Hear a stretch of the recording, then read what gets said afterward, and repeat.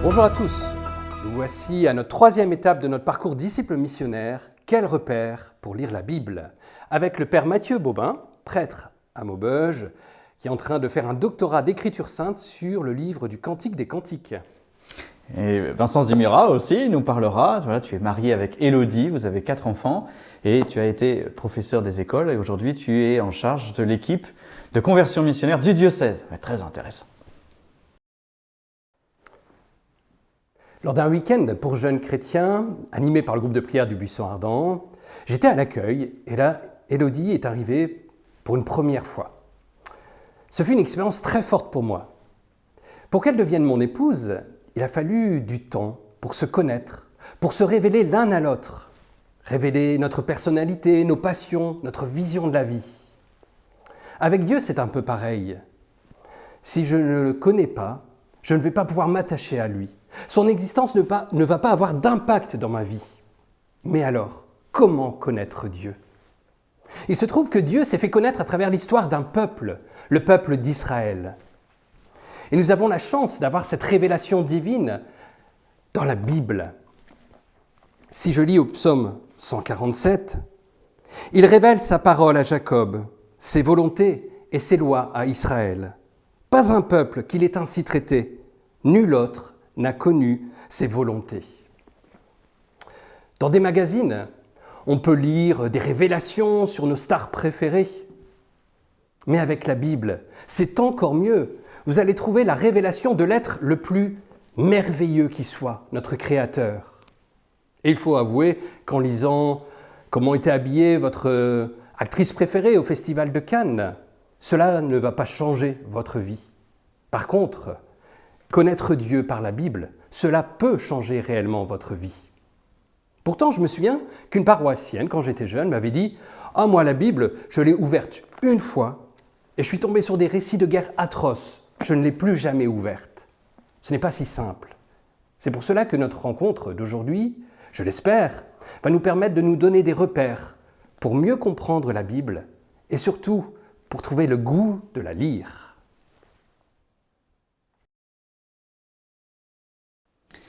Des repères pour lire la Bible. C'est un trésor, la Bible. Elle est merveilleuse. Le psaume 19 dit ceci. La parole est plus désirable que l'or fin. Elle est plus savoureuse que le miel qui coule des rayons. Donc la parole, c'est quelque chose, la parole de Dieu, quelque chose d'extraordinaire, mais il nous faut du temps, de l'énergie, puis de l'aide pour bien la comprendre, bien la recevoir. Elle est aussi très utile pour notre quotidien. Saint Timothée reçoit de Paul cette phrase « Toute l'écriture est inspirée par Dieu ». Elle est utile, pourquoi ? Pour enseigner, pour dénoncer le mal, pour redresser, pour éduquer. Grâce à elle, l'homme de Dieu sera accompli. Donc vraiment, si vous voulez être accompli, il faut lire la parole de Dieu. Je pratique une lecture quotidienne de la Bible. Surtout le matin, je lis les textes du jour et je les médite. Et quelquefois dans la soirée, si je ne suis pas trop fatigué, je reviens sur ces textes encore pour les méditer et mieux les assimiler. Il a fallu que j'apprenne à comprendre la Bible, à la lire, qui est pas facile, mais ça commence. Il y a encore beaucoup de travail à faire, mais ça, Dieu est avec moi et il va m'aider. Et bien ça, c'est vraiment quelque chose qu'on fait en couple, qu'on vit tout au long de la journée à 3 reprises différentes. Donc on va lire à la fois le matin, chacun individuellement, la prière du matin. Ensuite, en fin de journée, on va lire l'évangile du jour avec les enfants dans la prière familiale. Et le soir, juste avant de se coucher à 2, en couple, on va lire la prière du soir, la lecture. Voilà. Alors, lire la Bible, c'est quand même ce qui est d'un petit peu plus difficile. Il faut quand même avoir du temps. Alors, mon truc quand même, c'est d'être très attentive à la messe, déjà. De me forcer à cette concentration pour que la parole de Dieu s'imprègne en moi. Alors, je lis la Bible le soir, essentiellement le soir quand je suis tranquille, et puis quand j'ai des moments de solitude. dans la journée. J'avais vu ça avec mon accompagnatrice spirituelle et on ouvre et il y a toujours, quand on lit quelque chose, il y a toujours quelque chose qui nous interpelle.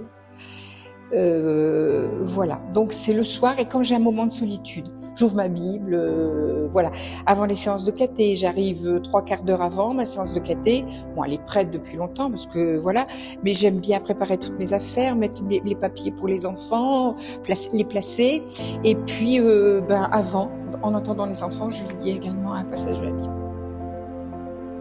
J'avoue que j'ai encore un peu du mal à lire la Bible, malgré le fait que j'ai demandé à beaucoup d'abbés ou à l'aumônerie, que ce soit dans la paroisse ou à l'aumônerie étudiante, comment lire la Bible. J'ai toute la méthodologie, maintenant il suffit plus que je m'y mette. C'est ça qui bloque encore. Comment faire pour bien lire? Comment faire pour bien lire la Bible, pour bien comprendre la parole de Dieu? Je nous donne 3 repères, 3 lumières, 3 guides. Le premier guide, la première lumière, c'est Dieu lui-même. On va quand même demander à l'auteur ce qu'il en pense, Dieu. Le deuxième repère, la deuxième lumière, c'est le temps. Plus vous consacrez de temps, plus la parole vous parle. Et puis, troisième guide, troisième lumière, c'est l'Église. Dieu nous a donné l'Église pour pouvoir bien lire la parole de Dieu. Commençons par Dieu. Si vous voulez pouvoir comprendre un texte biblique, il est plus que pertinent de demander à son auteur ce qu'il a voulu en dire. Et donc je vous invite à prier Jésus-Christ et l'Esprit Saint quand vous lisez la Bible. Jésus-Christ d'abord. La parole de Dieu, alors on pourrait dire, voilà, la parole de Dieu c'est la Bible. Alors c'est vrai, la Bible c'est la parole de Dieu en tant que mise par écrit. Mais avant d'être une parole écrite, la parole de Dieu c'est quelqu'un. La parole de Dieu c'est Jésus-Christ, c'est une personne. À Noël, vous entendez ce texte en Saint Jean, premier chapitre, le Verbe s'est fait chair. Le Verbe c'est ce qui sort de Dieu pour arriver jusqu'à nous. Le Verbe c'est Jésus. Et donc demandez à Jésus, qui est lui-même la parole de Dieu, de vous éclairer. Il y a un passage savoureux à la fin de la vie de Jésus, ou plutôt à sa résurrection. Jésus vient de mourir et les disciples sont tout tristes et ils sont perdus. Jésus leur apparaît, ils ne se rendent pas compte que c'est lui, et il se met à leur expliquer les Écritures pas après pas. Et vous irez voir en Luc 24, ils l'écoutent et puis leur cœur est tout brûlant au-dedans d'eux. Et donc, voilà, celui qui peut vraiment vous expliquer les Écritures, c'est Jésus-Christ. Donc, priez Jésus et prions aussi l'Esprit Saint. L'Esprit Saint, c'est celui qui a inspiré les écrivains sacrés, auteur après auteur. Il leur a dit, dis ceci, dis cela, il les a de l'intérieur, voilà, il a fait mûrir leurs pensées. Donc, si vous voulez comprendre exactement ce que Dieu veut vous dire, eh bien, demandez-lui, demandez à l'Esprit Saint de pénétrer votre âme pour pouvoir recevoir. Il faut bien comprendre que la parole de Dieu, elle est divine, pardon de cette tautologie. Et vous et moi, nous sommes humains. Il n'y a donc que Dieu qui peut nous rendre capables de comprendre ce qu'il veut nous dire.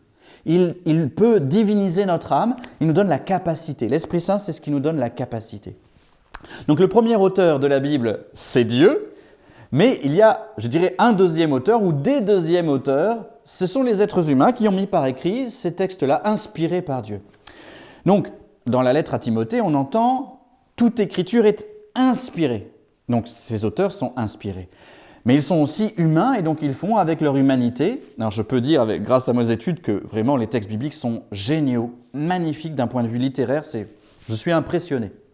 Mais ils sont aussi humains et il y a des passages plus complexes, plus obscurs, avec parfois des difficultés. Et là, on a aussi besoin de l'Esprit Saint pour comprendre, pour aller au-delà de la patte humaine qui transparaît dans cette écriture. Donc, le premier élément, priez Dieu. Je passe au deuxième élément pour que vous puissiez continuer votre lecture de la Bible en paix. Quand j'étais en études, un professeur un jour, un savant, vraiment il était reconnu, il l'est toujours, s'arrête et il dit « Vous voulez trouver la méthode infaillible ?» Eh bien, la méthode s'appelle le temps. Si vous voulez comprendre la Bible, il n'y a pas de secret. Il faut la lire, la travailler et qu'elle vous travaille. Et vous finirez par vous laisser toucher et de plus en plus. Comme disait tout à l'heure Vincent, une relation amoureuse. Il faut du temps pour que ça pénètre, pour qu'on comprenne, pour que ça vienne en nous. La parole, une parole d'amour. Alors, le pape nous aide et la liturgie nous aide. La liturgie d'abord, quand l'Église nous invite à nous réunir tous les dimanches à la messe. Pourquoi? Mais parce qu'il faut du temps. Et donc chaque dimanche, on a des textes qui viennent et même chaque année, les mêmes textes reviennent pour que ça pénètre plus profondément.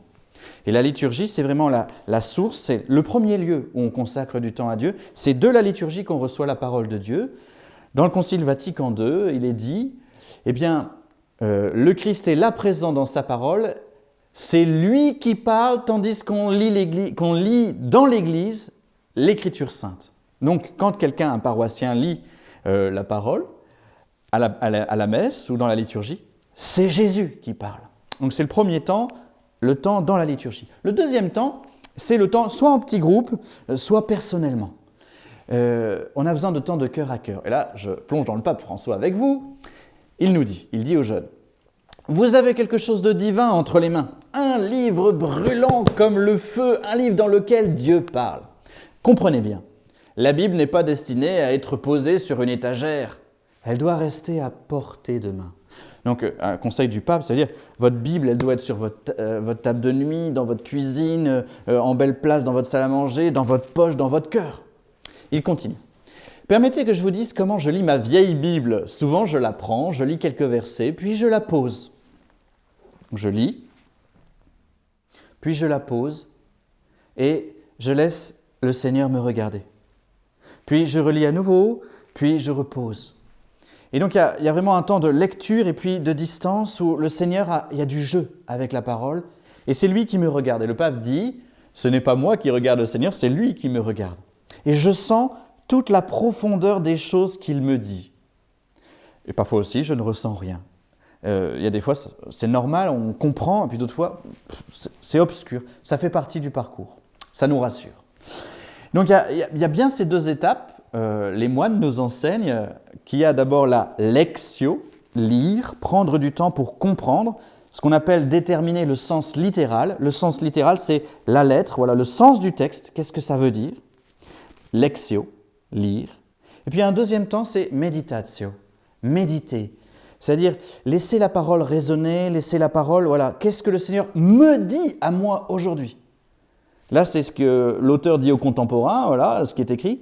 Et moi, à partir de là, qu'est-ce que le Seigneur me dit aujourd'hui? C'est le sens spirituel. Et parfois, je peux réinterpréter un texte un peu, je dirais, à ma manière, où je comprends que, tiens, ça c'est un texte de l'Ancien Testament, mais en réalité, ça nous parle de Jésus. C'est le sens spirituel. Voilà, donc prenez le temps de goûter, de manger la parole. Très bien, donc première étape, on prie. Jésus, l'Esprit Saint. Deuxième étape, on reçoit de la liturgie, de la Bible, et puis on la médite soi-même ou en petit groupe, lire et méditer.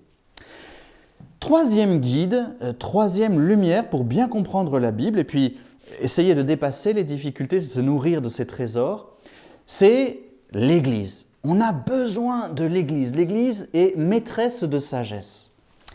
Le premier cadeau que nous fait l'Église, eh bien, c'est la Bible elle-même. L'Ancien et le Nouveau.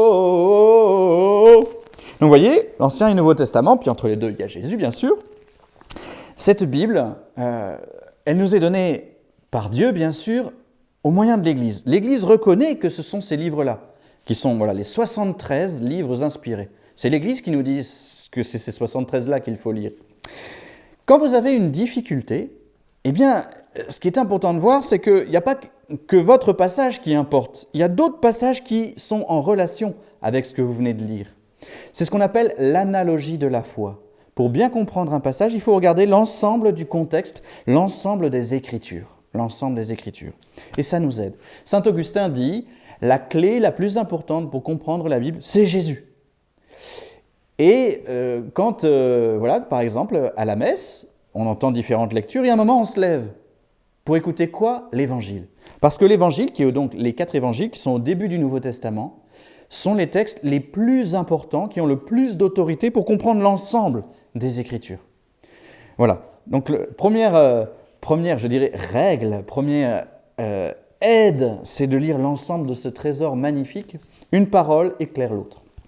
Deuxième trésor, c'est ce qu'on appelle la tradition. La tradition, qu'est-ce que c'est? Donc vous avez Jésus qui parle, une partie de ses paroles sont dans les Écritures, il fait des actions, une partie de ses actions, la majorité les plus importantes sont dans les Écritures. Il meurt, il ressuscite, qui est le cœur de notre foi. C'est dans les Écritures. Donc, ce qui est écrit, tout ce dont nous avons besoin pour être sauvés, pour aller au ciel, c'est dans les Écritures. Mais il y a eu aussi des paroles, des gestes de Jésus, des institutions de Jésus, qui ne sont pas dans les Écritures, qui ont été transmises par oral ou qui ont été simplement vécues par les apôtres et qui se sont transmises et aussi développées jusqu'à aujourd'hui.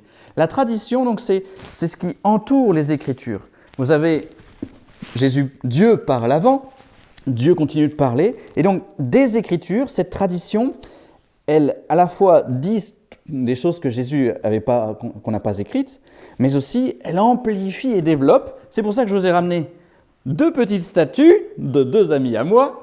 Vous avez Saint Aldegonde au 7e siècle et le curé d'Ars un peu plus tard, je crois que c'est le 19e, je ne voudrais pas dire peut-être le 18e, oh là là Mathieu. Et donc tous les deux, ils ont la Bible dans les mains.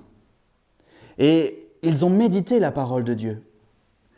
Et quand eux parlent, ils ont quelque chose à nous dire de spécifique sur la parole de Dieu. C'est vraiment la tradition, c'est le développement de la parole. Ils nous aident à bien comprendre les Écritures.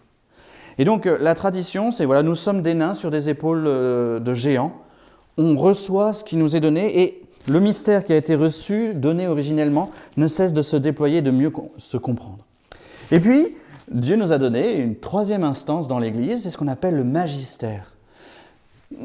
Jésus parle devant les apôtres et il leur dit « Vous êtes les apôtres », il les institua. C'est Marc chapitre 3 ou 4, quelque chose comme ça. Et puis ensuite, il y a les 72 qu'il envoie en mission, mais aux apôtres, il donne une mission spécifique. Et Matthieu 16, « Tu es Pierre et sur cette pierre je bâtirai mon église ». Donc il demande à Saint Pierre, aux apôtres, de veiller sur le troupeau de Dieu.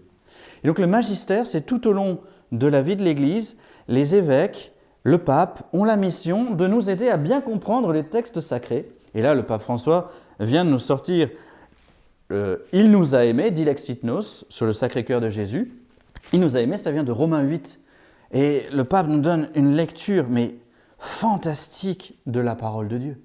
Et donc le magistère est là pour nous aider à avoir une vision équilibrée, homogène et de plus en plus profonde. Il veille sur nous. Voilà, simplement pour vous, ces 3 repères pour vous aider à plonger dans la parole de Dieu.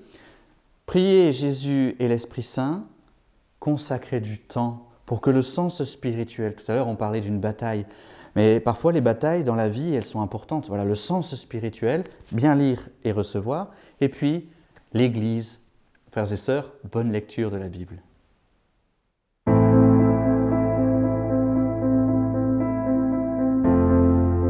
Oui, un verset que j'affectionne particulièrement, c'est dans Romains 12, qui nous invite à ne pas briser l'élan de notre générosité, de laisser jaillir l'esprit et au jour de joie, être dans l'espérance et au jour d'épreuve, prier avec persévérance. Confiance, lève-toi, elle t'appelle. C'est ma phrase que j'ai sugérée à l'ordination. Pour ma part, j'aime bien la parabole de l'homme qui construit sa maison sur le roc. Car déjà, c'est l'évangile de notre mariage, mais aussi car il devrait nous porter tous, que l'on sache tous qu'il faut mettre Jésus en premier dans notre vie, avant toute autre chose. Alors moi c'est plutôt Corinthiens 1, chapitre 13, c'est « L'amour excuse tout, il croit tout, il espère tout, il supporte tout ». Et ce verset vraiment je trouve qu'il est chouette et qui me remet à chaque fois en question. Il donne un peu, plus de sens dans ma vie, dans mon rôle de maman, d'épouse, et ça me donne de la force et de la joie pour combler ma vie, quoi. J'ai en tête quelques versets bibliques. Je pourrais dire dans Apocalypse 3, 20, si je ne me trompe pas, là où le Christ dit qu'il se tient devant la porte et qu'il tape. Si quelqu'un entend et qu'il l'ouvre, il rentrerait et soupirait avec lui. Alors mon verset préféré est celui de Jean, chapitre 14, verset 6. « Je suis le chemin, la vérité et la vie ». Moi, c'est heureux celui qui croit sans m'avoir vu. Alors je n'ai pas spécialement de verset biblique, beaucoup me touchent, mais j'en ai pas un en particulier. Mais au fil des lectures de la Bonne Nouvelle, j'en découvre toujours qui me marquent, qui me parlent. D'ailleurs actuellement c'est un seul Seigneur, une seule foi, un seul baptême, un seul Dieu et Père de tous. Je vous propose maintenant de voyager. Un petit voyage à travers l'histoire du salut. Alors bien sûr, je ne vais pas pouvoir tout vous dire. Mais par contre, je vais essayer de repérer quelques trésors pour notre vie de disciple. Peut-être que vous serez attiré par certaines pépites, alors allez-y. Mais peut-être que vous allez trouver vos propres trésors dans toute cette histoire de la Bible. Tout d'abord, dans notre première grande partie de l'Ancien Testament, il y a les 5 premiers livres que les Juifs appellent Torah, les chrétiens Pentateuque. Et nous avons une première pépite, Dieu qui fait alliance avec son peuple.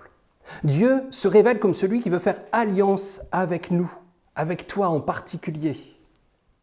Dans le premier livre de la Bible, dans la Genèse, nous avons le récit de la création du monde, l'homme et la femme qui ne vont pas écouter Dieu, mais se laisser entraîner par le tentateur.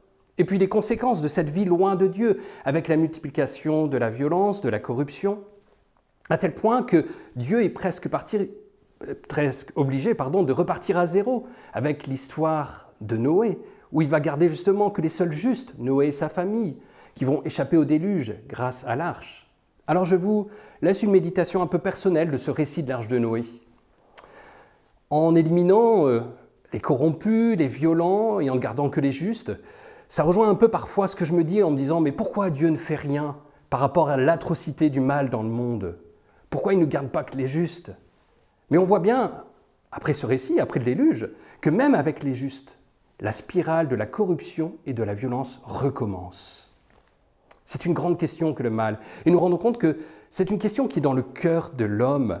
Et même l'homme le plus juste, un jour ou l'autre, risque de commettre l'injustice. Et toute l'histoire du salut nous montrera que, tout compte fait, la solution que Dieu trouve, c'est de changer le cœur de l'homme profondément par sa grâce, le cœur nouveau. Et d'ailleurs, le pape François, comme nous l'a dit tout à l'heure Matthieu, nous a sorti un beau texte, une belle encyclique sur le cœur, cette importance du cœur, nouvelle pépite, l'importance du cœur dans nos vies. Et voilà ce que dit le pape François, ce qu'il écrit. La véritable aventure personnelle est celle qui se construit à partir du cœur. À la fin de la vie, c'est tout ce qui comptera. Continuons l'histoire biblique. Après le récit de la tour de Babel, commence la grande histoire des patriarches. Ce sont nos ancêtres dans la foi. Et il y a d'abord cette grande figure d'Abraham qui entend cet appel de Dieu à tout quitter, à quitter son pays. Et sa foi est un modèle pour tout croyant. Là encore un trésor, la confiance en Dieu et en ses promesses. D'Abraham, à travers ses descendants, Isaac et Jacob, va naître le peuple d'Israël. Et par l'histoire de Joseph, nous voyons que ce peuple va se retrouver d'une manière providentielle en Égypte pour échapper à la famine. Là, les Hébreux vont devoir travailler durement comme esclaves. Et le livre de l'Exode va nous montrer Moïse qui se lève, appelé par Dieu comme libérateur du peuple, par la puissance de Dieu. Là encore un trésor. Dieu se révèle comme celui qui est du côté de ceux qui souffrent, de ceux qui sont opprimés. Et Dieu fait alliance avec son peuple. Il lui donne les commandements. Mais dès cette sortie d'Égypte, le peuple va faire une expérience de la difficulté à garder les commandements de Dieu. Nous voyons bien avec cet exemple de l'idolâtrie, avec le veau d'or. Et toute l'histoire du peuple d'Israël va être marquée par ces infidélités, cette difficulté à vivre des commandements de Dieu. On le voit dès l'installation en terre promise avec Josué, puis après pendant la période des juges, qui sont des sauveurs que Dieu envoie pour aider le peuple dans les difficultés. Et aussi à l'époque des rois. D'ailleurs, la Bible nous met des figures de justes en lumière, comme le grand roi David, modèle de la royauté, ou son fils Salomon. Mais même là, la Bible ne cache pas leurs péchés, parfois très graves. Oui, toute cette histoire est marquée par des infidélités, à tel point que le peuple va se diviser entre le royaume au nord, royaume d'Israël, et au sud, Juda. Et puis ce sera les déportations, notamment à Babylone, l'exil. Tout au long de cette histoire dramatique, des sages vont réfléchir sur le sens de la vie. Et nouvelle pépite, les écrits de sagesse de la Bible. Puis il y aura aussi des prophètes qui vont se lever pour rappeler au peuple l'alliance avec le Dieu saint. À travers leurs prophéties, ils vont manifester que Dieu n'abandonne pas son peuple, que Dieu fera réussir son plan. Tout ne finira pas par un échec. Et les prophètes vont parler d'une alliance nouvelle. Ils vont annoncer un Messie, un envoyé de Dieu. Voici ce que nous dit le prophète Jérémie au chapitre 31. « Mais voici quelle sera l'alliance que je conclurai avec la maison d'Israël quand ces jours-là seront passés. Je mettrai ma loi au plus profond d'eux-mêmes, je l'inscrirai sur leur cœur. » Encore un trésor de l'Ancien Testament qui annonce le nouveau, car toutes ces prophéties vont se réaliser en Jésus-Christ. En lui, c'est bien Dieu lui-même qui vient visiter son peuple pour montrer sa proximité. C'est lui qui vient pour réaliser la rémission des péchés et pour renouveler toutes choses dans l'Esprit Saint, comme cela a été promis. Le Nouveau Testament nous donne donc une grande espérance par rapport à la question du mal. Par la mort de Jésus sur la croix et par sa résurrection, nous sommes justifiés, nous dit saint Paul, c'est-à-dire rendus justes, et nous sommes délivrés de la mort. Ce que l'homme ne pouvait pas faire par lui-même, se sauver du mal, de la mort, du péché, Dieu le réalise en Jésus. C'est là la perle précieuse du Nouveau Testament, des 4 évangiles. Nous avons un sauveur en Jésus-Christ. Dans les Actes des Apôtres, qui suivent les évangiles et qui racontent le début de l'Église, nous voyons comment justement cette nouvelle motive les disciples pour l'annoncer. L'Évangile se répand grâce à leur mission. Et toutes ces expériences sont vraiment basées sur cette expérience fondamentale de Jésus qui est vivant, qui guide son Église et qui nous donne le don du Saint-Esprit pour une vie nouvelle d'enfant de Dieu. Ai-je accueilli cette pépite dans ma vie par mon baptême ? Puis dans le Nouveau Testament, nous avons les lettres de saint Paul, puis d'autres apôtres. Elles nous donnent vraiment des conseils précieux pour notre vie de disciples et de vie en Église. Puis enfin, le livre de l'Apocalypse, qui nous donne un message d'espérance au cœur des épreuves. C'est le trésor du salut qui va se déployer de manière mystérieuse à travers toute l'histoire, jusqu'au retour de Jésus dans la gloire et la venue du royaume de Dieu pour l'éternité. Je vous lis l'Apocalypse au chapitre 21, un extrait. « Voici la demeure de Dieu avec les hommes. Il demeurera avec eux et ils seront ses peuples. Et lui-même, Dieu avec eux, sera leur Dieu. Il essuiera toute larme de leurs yeux. Et la mort ne sera plus. Il n'y aura plus ni deuil, ni cri, ni douleur. » Nous venons de faire un voyage rapide dans la Bible. C'est notre histoire, l'histoire de notre famille. Et nous avons chacun d'entre nous notre place dans ce plan de Dieu. Merci Vincent pour ce parcours magnifique qui nous permet de... Voilà, chaque livre biblique dit quelque chose du beau parcours qui vient de nous être raconté, notre histoire sainte, notre histoire biblique. Donc la parole de Dieu est un grand trésor. Au terme de notre réflexion, quelques petits conseils. Le premier, c'est de ne pas vous décourager parce que c'est comme de la vie amoureuse, hein, ou comme l'amitié. Plus on fréquente, plus on est nourri. Puis il y a des moments où on lit beaucoup la Bible, d'autres fois un peu moins, et puis on s'y remet. Voilà. C'est pour ça que la fidélité de la messe nous aide, mais aussi notre quotidien. Moi, je vous conseille d'avoir minimum 2 minutes par jour, parce qu'on a besoin de cette nourriture. Et après, ça vient dans notre quotidien. Un deuxième conseil, c'est d'avoir des Bibles que vous aimez. Le pape François nous dit ceci: « J'aime profondément ma vieille Bible qui m'a accompagné la moitié de ma vie. Elle a vu mes plus hautes joies, elle a été mouillée de mes larmes. C'est mon trésor le plus précieux. Je vis d'elle et pour rien au monde, je ne voudrais m'en séparer. » Voilà, frères et sœurs, j'avoue, voilà, cette Bible-là, je l'ai depuis que je suis adolescent et elle m'a aidé aussi. Moi, je me rappelle, j'étais tellement fier de l'avoir lu en entier quand j'étais adolescent. Je pouvais dire à tout le monde, je l'ai lu. Enfin, je n'ai rien compris, mais je l'ai lu. Et ça, c'est ma Bible, vous voyez. Donc ça, c'est, je dirais, une petite Bible de prière, mais j'ai aussi une plus grosse Bible qui m'aide beaucoup. Donc la Bible de Jérusalem est une très bonne traduction. Et vous voyez, elle est un peu abîmée, mais parce qu'elle est utilisée. Et en plus, vous avez ce qu'on appelle des notes de bas de page. Voilà, les savants vous expliquent des choses qui sont un peu plus difficiles. Les notes de bas de page sont dans les grandes Bibles, donc c'est bien d'en avoir aussi une grande. Et puis, en des occasions, vous voyez, vous pouvez la disposer de belle manière pour faire un coin prière, pour être avec Jésus. Là, c'est la TOB, la traduction œcuménique de la Bible, qui est aussi une bonne traduction. Vous avez aussi la traduction liturgique de la Bible. C'est les trois les plus pertinentes à mon avis. Donc voilà, grande, petite. Je vous donne aussi, troisième conseil, des accompagnements bibliques.